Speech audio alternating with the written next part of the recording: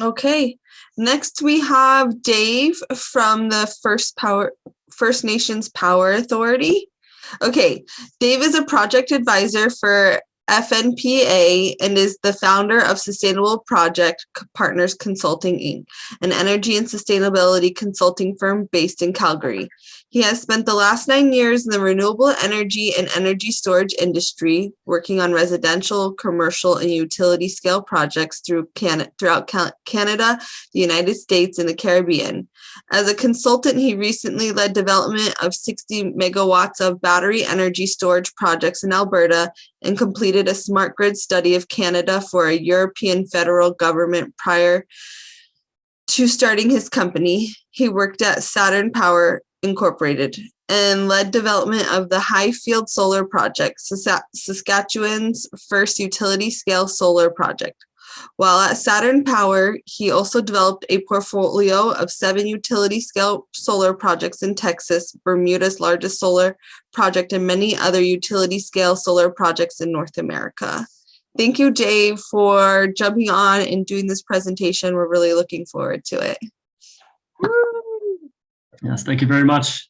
I guess I'll share my screen now and go through the presentation. Okay. Hopefully everyone can see my screen there. Yes, we can. Perfect.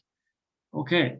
So, yes, my name is Dave Carscadden. I'm stepping in for Guy Lonechild, who is the CEO of the First Nations Power Authority.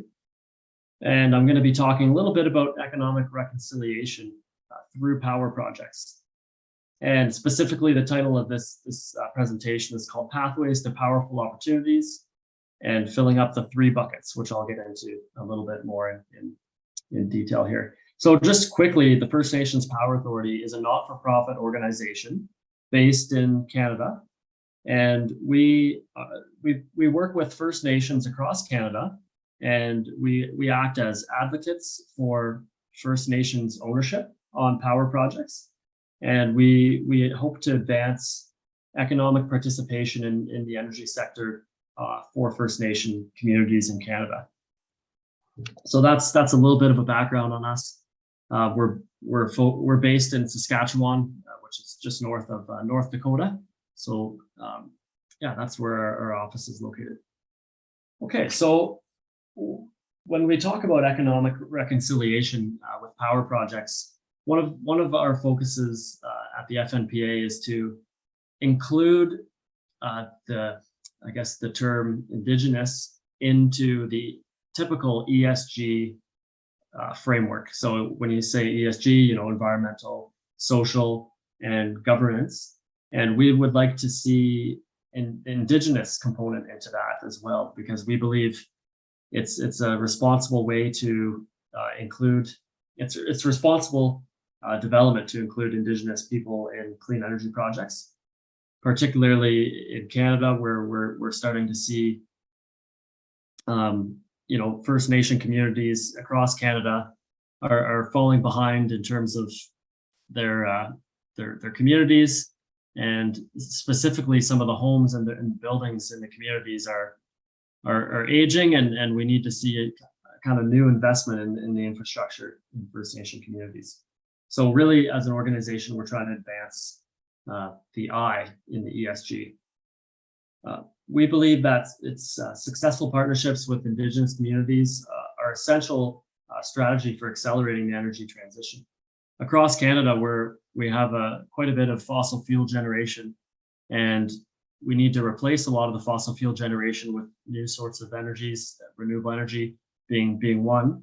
And our organization is focused very heavily on creating partnerships with industry and Indigenous communities to ensure that both groups can benefit from this energy transition that we're seeing.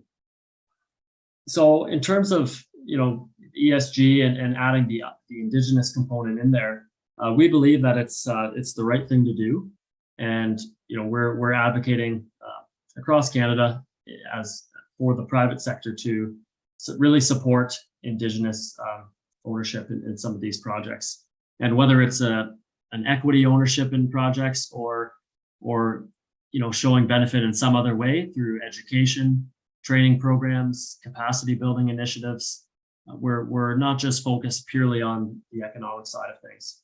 We want to make sure things are done in a socially responsible way as well. Across Canada, we're seeing somewhat of a challenge for corporations, and not all corporations have been including Indigenous communities in their projects, especially in the power sector here. So we're starting to kind of engage with communities all over the country, and we're realizing that Indigenous communities really want the main things that they're looking for are energy security, and they want to have meaningful economic participation in this clean energy economy and the energy transition. One way to do this is through working with power purchasers and large emitters and starting to build relationships between Indigenous communities and these large power purchasers and consumers.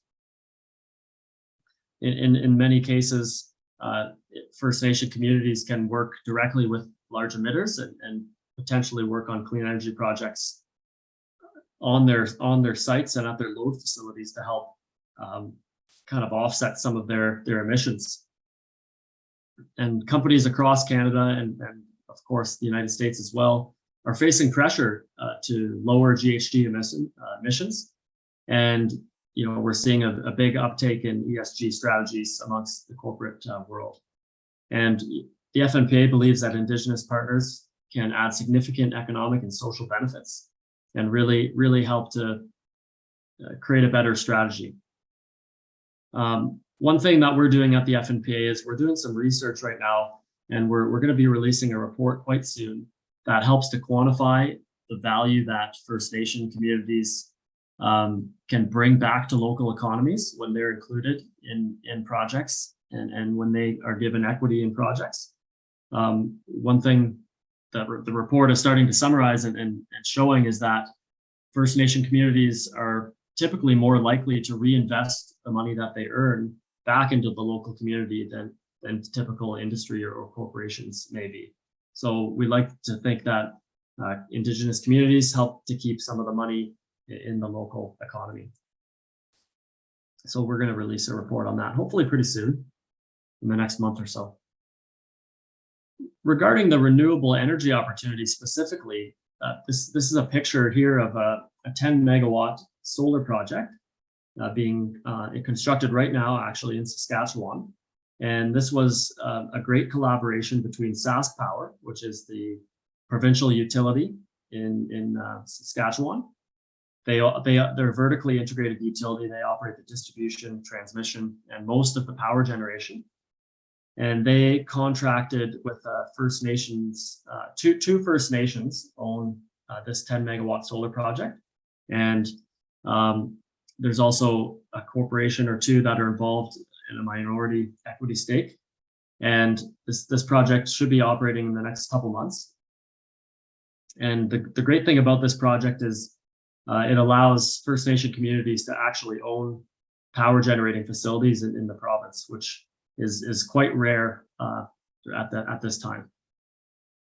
So the goal of FNPA, one of the other goals of FNPA is really to help support First Nation communities own beyond 50% of the project so that they have a leadership stake in the project. So it's not just First Nations having limited say in projects. We want to make sure where First Nations are leading projects with greater than 50% ownership. And in Canada, we have what's called the Truth and Reconciliation Commission, and they created a number of calls to action for basically citizens and corporations in Canada, and specifically call to action number 92 basically calls for industry to include Indigenous people in economic activity. So we believe that this sort of project is a great example of this. Here's just a picture here of a First Nation community, Meadow Lake Tribal Council. They're located in northern Saskatchewan, and they completed this.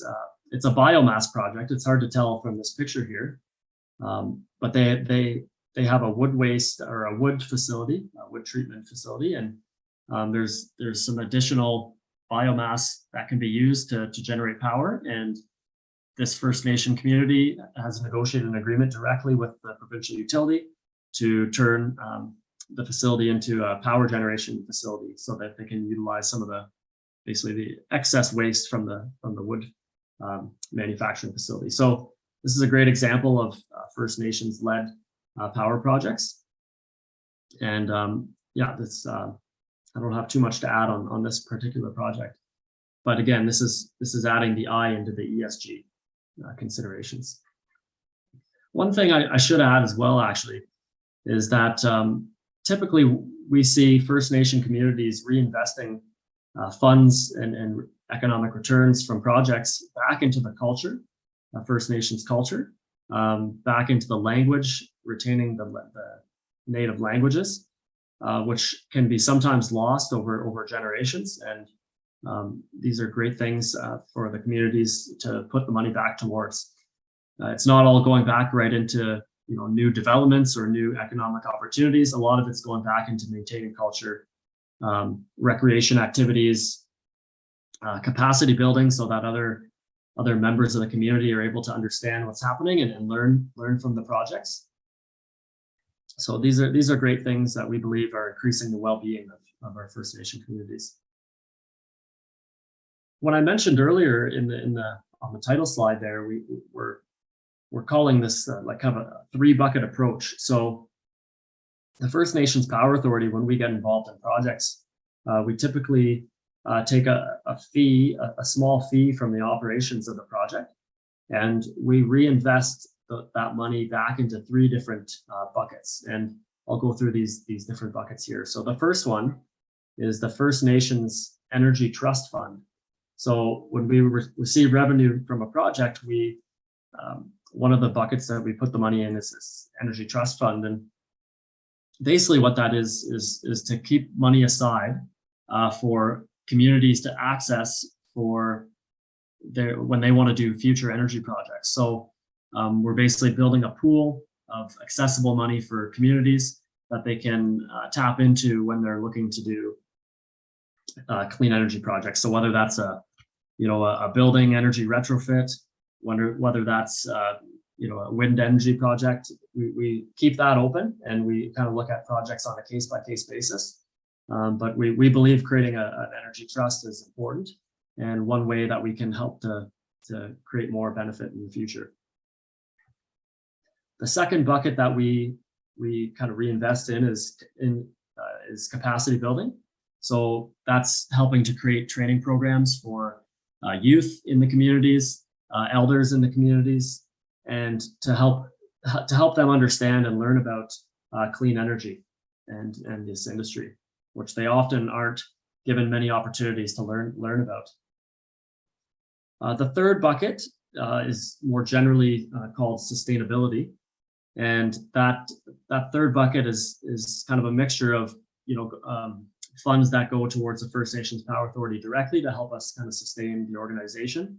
Like I mentioned before, we're a not-for-profit, so this is one of the ways we can kind of help maintain our staff. And also we like to kind of keep this third bucket open for other possible sustainability initiatives that kind of come about and don't really fit into the Energy Trust Fund or the capacity building route. So those are the 3 buckets I was mentioning, and I can always answer questions about that after. So, as an organization, we believe Indigenous-led procurement is very important. And, we, like I said before, we're working on a case study to kind of show how this can be proven through past projects, and we can start to see where some of that money went after projects have been completed. And again, our organization really focuses on Indigenous-led projects, where First Nation communities actually have a say in what happens. And then just at the final point there, I mentioned that calls to action, the Truth and Reconciliation Commission, number 92.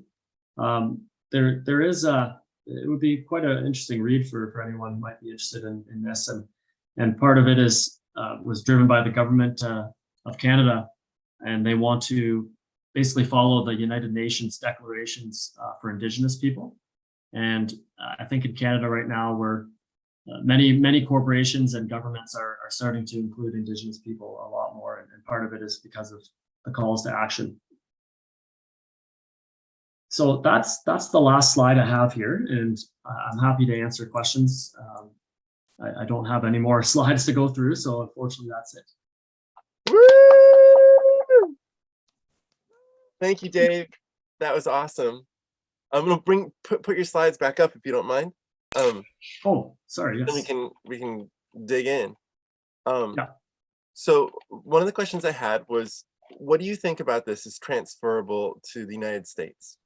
You're in Canada, and Canada apparently has a Truth and Reconciliation Committee, which is not something we've seen in the United States yet.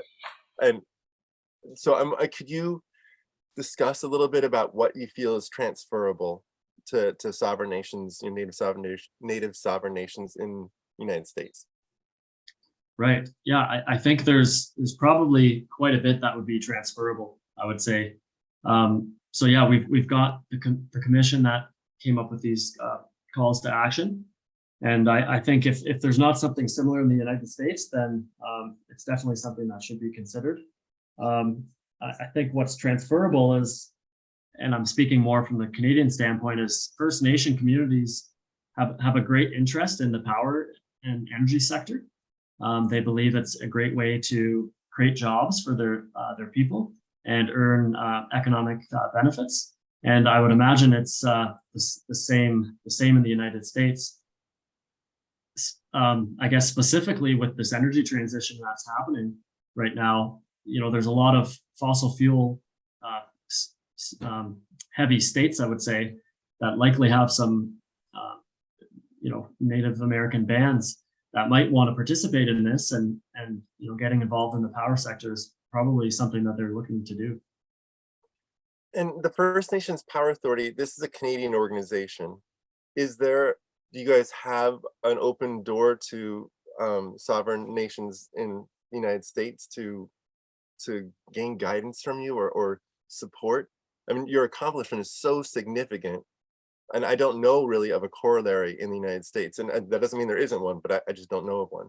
And so I'm just so impressed. How can we grow this? Yeah, that's a really great question, and thanks a lot. I mean, yeah, I believe we're a very unique organization in North America, and I can't speak specifically if the FNPA has ever worked with any First Nations or Native American tribes in the U.S., but I do know that Guy Lonechild is super connected. He's in the U.S. somewhat regularly, speaking at conferences, and I would imagine there could be a great way for us to collaborate in the U.S.